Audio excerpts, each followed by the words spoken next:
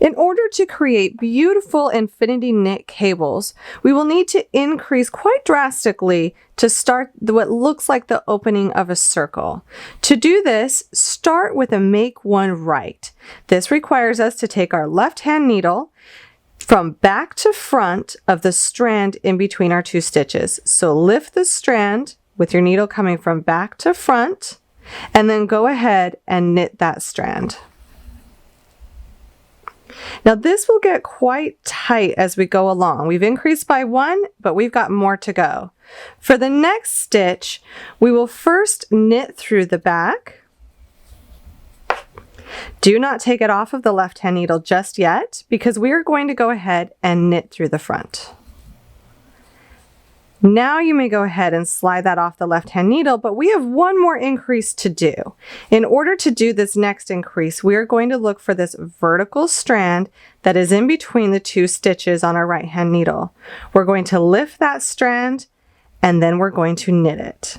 This is going to feel quite tight.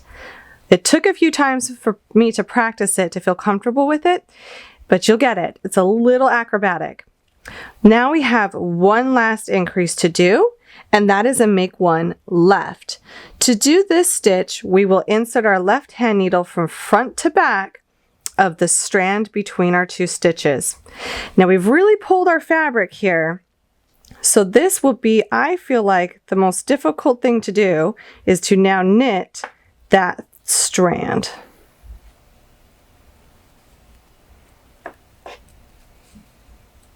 Ta-da!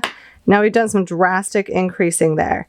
But now that we're done with that, we can go ahead and start to really see this infinity cable come alive in the center of our work. Now as we work this circle, when we bring our cable lines back together at the top, we will need to go ahead and decrease all of the stitches that we had brought in by increasing before. To do this, we will work to the center 5 stitches of our cable work. So what we will have is we will have 2 knit stitches, a purl stitch, and 2 knit stitches. This strand in the back, our working yarn, we can actually go ahead and completely drop it for these next steps. We are not going to use it at all during these decreases.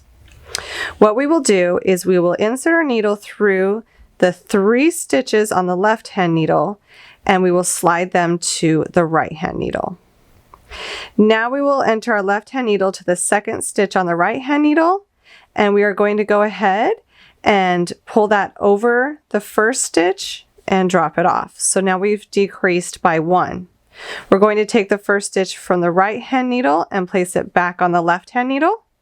Then we're going to take the 2nd stitch on the left hand needle and have it come over the 1st stitch on the left hand needle and drop off. Take this stitch on the left hand needle back to the right hand needle, and we're going to repeat that again by taking the 2nd stitch on the right hand needle over the 1st stitch and drop off. We're going to move the stitch on the right hand needle back to the left hand needle, take the 2nd stitch over the 1st and drop off. That is it. So we have just done a 5 to 1 decrease. We took 4 stitches out of there by doing that simple drop off on each time. Now we will go ahead and we will purl this remaining stitch, and we will purl the rest of our row. And as you can see, that closes off this beautiful infinity cable circle. And we can just keep going with our work. So while we added 4 additional stitches down here, when we go ahead and close the infinity cable, we're taking them right back out. So the stitch count will change when you start an infinity cable and then when you stop one, and your background stitches will remain the same. So it's a really nice popping circle cable.